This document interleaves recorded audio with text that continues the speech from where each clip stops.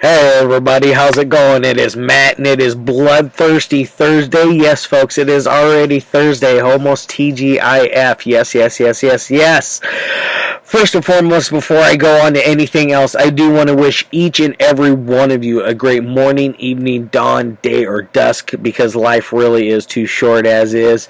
Please do like, share, and subscribe so I can see each and every one of your beautiful faces so I can kiss them and love them and make them my own. No, I'm just kidding. I wouldn't do that. But either way, I'm just joshing you. But do like, share, and subscribe. I love seeing each and every one of you every Monday through Friday, permitting my schedule and of course major holidays. I definitely am not here. And then also one last thing: check out the information in the description box because I give you a little bit bigger of a bite while you're in there. You get to your brief synopsis, which I'm just going to let you guys know, I stated over and over and over again, I am no writer. 9 times out of 10, I get the synopsis off the back of the box, so I want to keep it as basic as possible. Just to keep that out there. I always like to remind you folks of that. But I also get in there your starring cast, your director, MPAA rating, runtime of the cut I am watching, along with some trivia if I find anything worthwhile of mentioning. And then, of course, I always try to get you a link for either a trailer or a link for a scene from the movie itself. So I try to give you a little bit bigger of a bite, so hopefully you do enjoy it or at least want to track it down and check it out or not. Because let's face it, folks, sometimes we need somebody else to tell us if it's good or bad, so we can not waste our money or drop our hard-earned cash on something. You know, sometimes it helps to have that little bit bigger of a taste, if you know what I mean. Now that I got all that out of the way, let's roll on to the movie of the day. And today, this one came out back in 2018, so 3 years old, and it is none other than Aaron Kate Carter's An Hour to Kill. Yes, this comes as a double feature, with the main feature being Dead Kansas, which I have not watched that yet, but I believe it's a kind of like a take on Wizard of Oz if it was in the middle of a zombie apocalypse. And it was a web series, if memory serves me correct. But it is on my list of checking out. After rewatching An Hour to Kill, I definitely want to recheck it out. First viewing of Hour to Kill, I watched it quite a few months ago. I got distracted a number of times, so I missed things here and there.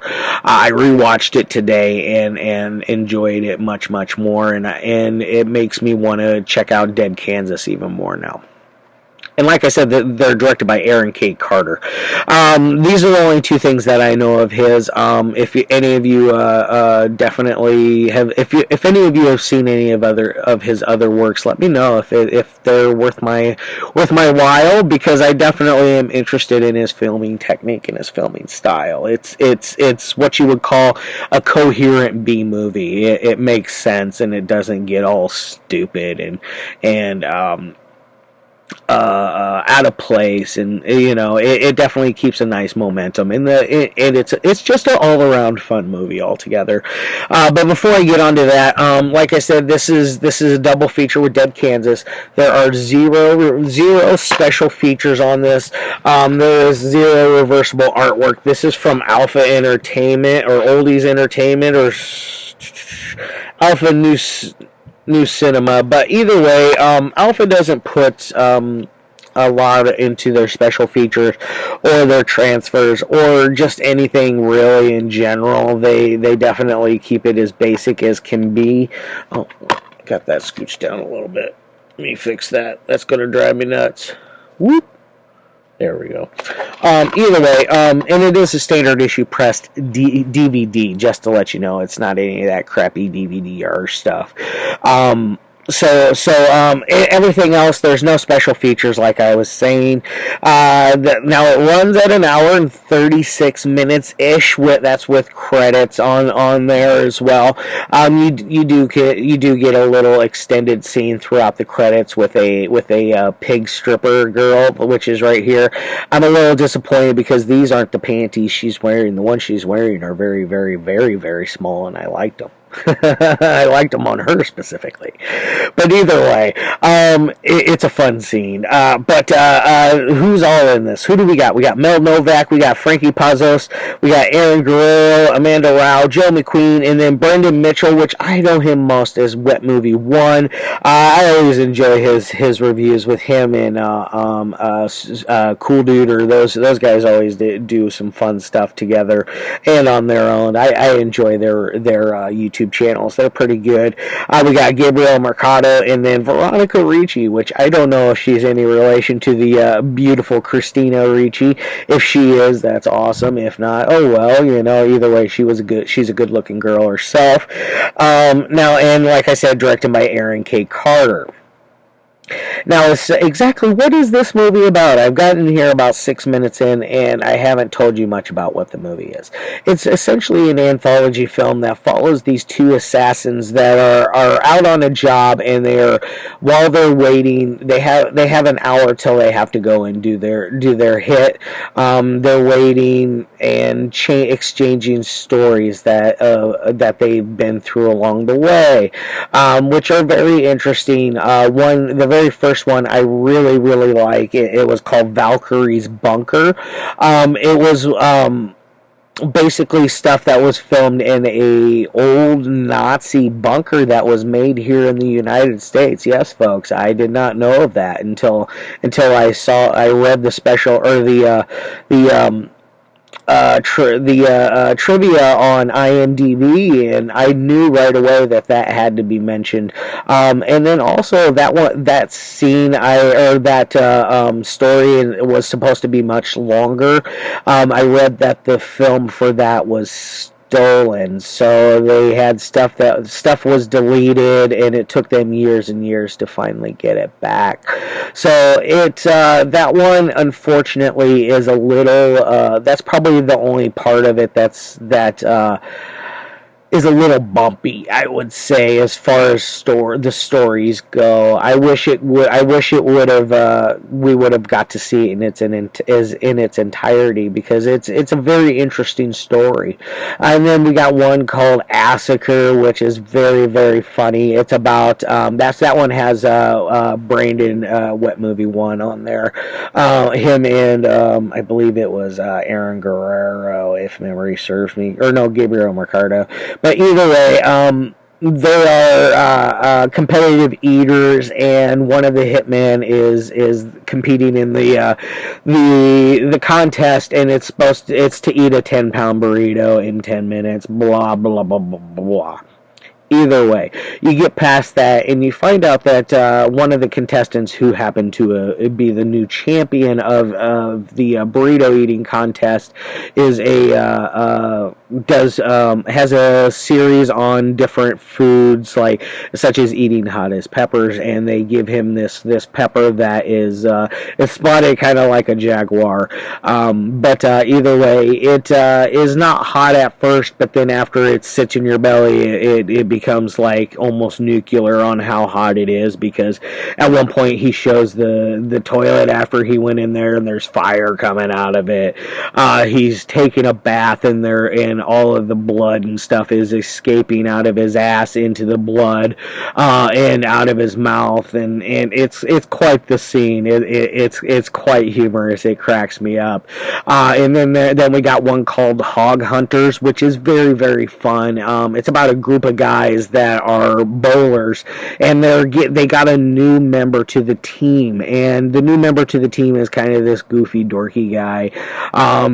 He's interesting. He's a character that he just makes you smile, because he's just so goofy. But he's new to the team. They're giving him a hard time because they're not sure if he's manly enough to be on their team, and things of that nature. And so they take him out hog hunting, which is essentially they go to this farm and they have sex with hogs. Now, the beginning of this story, it does start off with a man who does deeply, deeply love his animals, and it shows him touching himself with a stuffed animal, and then eventually he goes out and has sex with the hog, which in turn makes these half hog, half human children, which as you can see here, our stripper that I mentioned earlier, she is one of the half hog human people, but they are accosted by the humans. These bowlers are accosted by this group of hog people, and like one of them gets raped and other things happen and such, and they find out that their new companion, the new bowler that is with them, is actually a true blue friend to the end, and he sticks with them and helps them get out of that and out of that jam and all that fun stuff. So that's a fun little story. There's a little story that involves what was the fourth story that was in there? Oh, the wraparound story. Before I move on to anything else, the wraparound story, the two hitman. It follows them through while they're going through this place. It starts off with one of them in a bar scenario, and he is got this weird, corny little thing about trying to rent the building, blah, blah, blah, blah. Neither here nor there. Some shady activity is going on in the middle of it. But either way, his partner, not friend, his new partner comes in, and they meet up, and blah, blah, blah, blah. It was all just a bunch of code and this and that, and the new guy, Gio is his name, played by Frankie Pozos. Pozos, I think that's how it's pronounced, but either way, played by him. He is, I believe that's who played Gio. But either way, he is new to working with this guy, and like as they're exchanging these stories, they're going to other places. Like they go to a taco joint, and he orders like fucking $20 worth of tacos and drinks and warritos and things like that. It's quite hilarious. And then one of the stories that's exchanged in the wraparound is a story of the other hitman. He meets up with this. He's supposed to go do a hit on somebody, and he is stopped by this other criminal gangster type, which ultimately, in the end of the wraparound story, they kidnap the hitman's boss. The hitman was there to whack Gio because they think he is a rat. He easily is convinced that he is not a rat. He just gives over his pistol, and that makes him automatically not a rat. I did kind of find a little humor in that. Like, come on, you gave it up pretty easy there, Holmes. But either way, they go and save the day. Blah blah blah blah. Fun movie. It ends with them in a strip joint, and then almost all the characters spread throughout all the stories. Not all of them, but a few of them spread throughout the stories are in our strip joint, having a fine time. And our main hitman decides he's going to get Gio a dance with the most exotic dancer in the joint, and it happens to be Miss Hog Queen here. Very, very fun. I absolutely adore it. Definitely check out An Hour to Kill. Now, as far as any kind of ratings would go, on a technical side, it works fairly well.